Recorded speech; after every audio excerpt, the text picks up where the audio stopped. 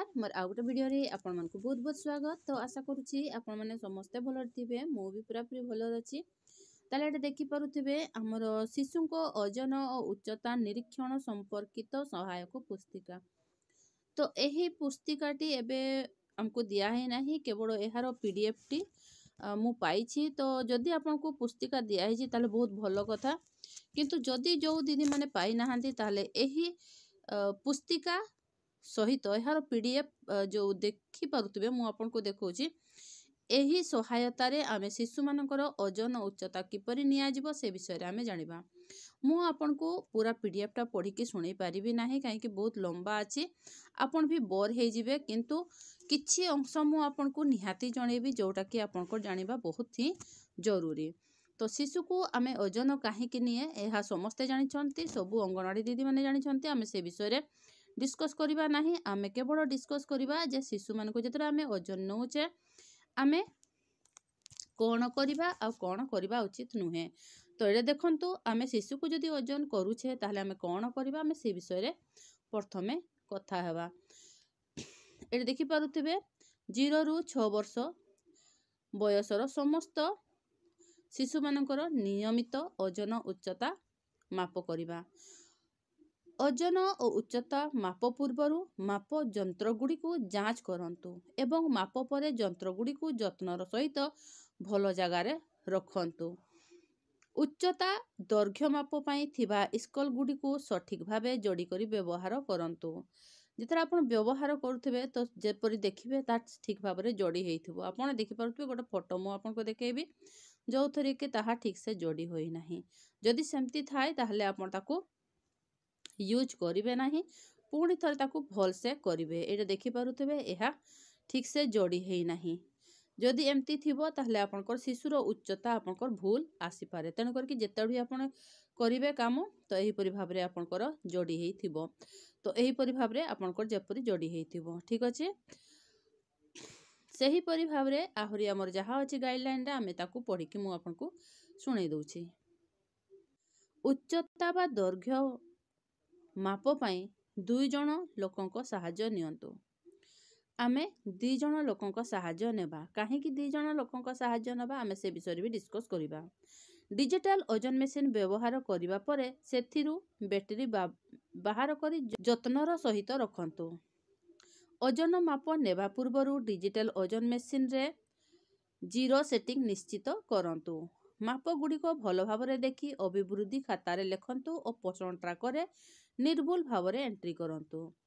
तो ए देखि पारुथले हमकु एहा करिबा पई कुहा है जे जेतेबेडे आपण ओजन नउछंती शिशु को सेतेडे आपण देखिबे जे ओजन समय रे शिशु मानकर अतिरिक्त पोशाक काढिबा पई कुहा जाय। तो माँ को कहिबा हमें अतिरिक्त पोशाक, तापरे जो शिशु माने गहना सब पिंधि थांती, माने रूपार किसी पिंधि थांती कि सुनार पिंधि थांती, हेवी हेवी जो गहना सब पिंधि थांती ताकू आपण खोलिबा पई भी कहिबे।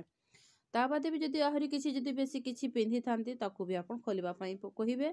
जेमते हल्का बेसी ओजनिया पोशाक नथिबो शिशुर शरीर रे एहा आपण देखिबे। जे तो ठंडा दिनटा तापरे डिजिटल स्केल समतल पृष्ठ बा चट्टान रखा जिबा उचित एवं कोनसी पटकू जेपरि ढड़ी नथिबो ताहा निश्चित करंतु।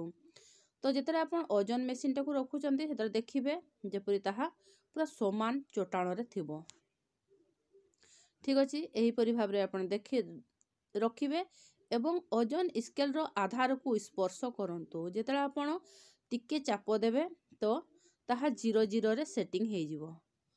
तापरे आपण एबे शिशु को ओजन करी पारिबे। किंतु जदि छोट शिशुटी सीए छिड़ा हेइ पारु नाही तो सेतेबेडे आपण कोन करिवे, माँ को प्रथमे एका ओजन मेसिन उपरे छेड़ा हेबा को कुहंतु। माँ रो ओजन परदारे देखा जिवो। किछि सेकेंड परे परदारे शिशुर एक छोट प्रतीक देखा जिवो। एहा जदि सेमती किछि मेसिन थाए जेउ मानकर एही परि मेसिन दिया हेछि से माने ही करि पारिबे। जदि सेमती मेसिन आपण कर नाही ताले आपण कोन करिवे, प्रथमे आपण माँ को ओजन करिवे, तापरे तांकु कहिबे से शिशु को कड़ेइबे एवं जतक से शिशु को कड़ेइबे से कांधरे रखिबे, ठीक अछि। एवं कांधरे रखिबे तापरे से पुणी से थरे ओजन हेबे।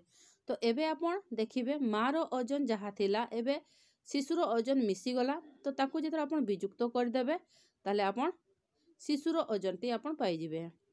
तो एहीपरि भाबरे आपण छोट शिशु मानकर ओजन भी पाइजिबे। किंतु सबुठु प्रॉब्लम हैला हमर उच्चता नेबा किंबा आमे जो लंब नेबा। तो ताहा किपरि नेबा आमे से विषय रे जानिबा। एटा देखि पारुथबे तो जेतरा आमे उच्चता नेबा किंबा लंब नेबा शिशुटी जता मोजा मुंडरे बांधिथिबा समस्त जिनिस काढिबा पई तार मां किंबा जत्न नउथवा व्यक्ति विशेषण को कहंतु।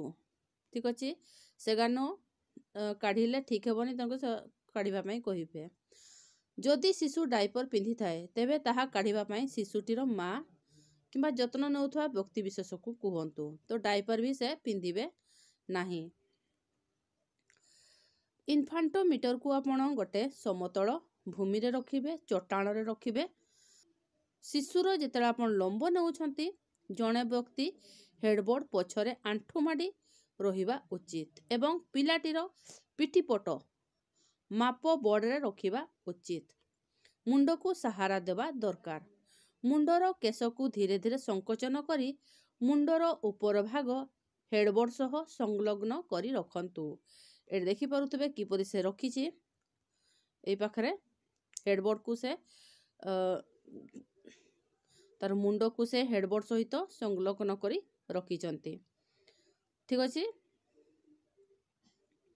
मुंड को दुई हाथ रे धरी रखंतु एवं निश्चित करंतु जे शिशुटीर कान और आखि एक सरल रेखारे अछि।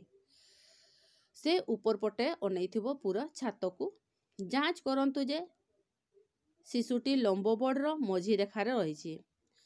ठीक अछि लंब बोर्ड रो मझी रेखारे से रहिथिबो शिशुटी ताहा आपण निहाती देखिबे एवं पिलाटीर स्थिति परिवर्तन करू नाही नले पिलाटी हलुथिबो जेपरि पिलाटी हलु नाही ताहा भी आपण निश्चित करिवे।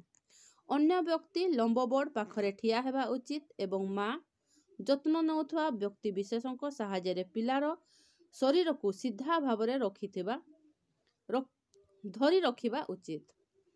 गोटिए हाथ को पेंडा किंबा आंठू ऊपर रखंतु। ठीक अछि एवं धीरे धीरे एवं दृढ़ भावरे दबांतु। अन्य हाथ को पिला को आघात न करी यथा संभव आंठू को सीधा करंतु एवं पाद को दृढ़ भावरे रखंतु। एडे देखि पारुथबे से किपरि भाबरे धरिचंती। आमे फोटोटा को टिके जूम करि दबा। एडे देखंतु से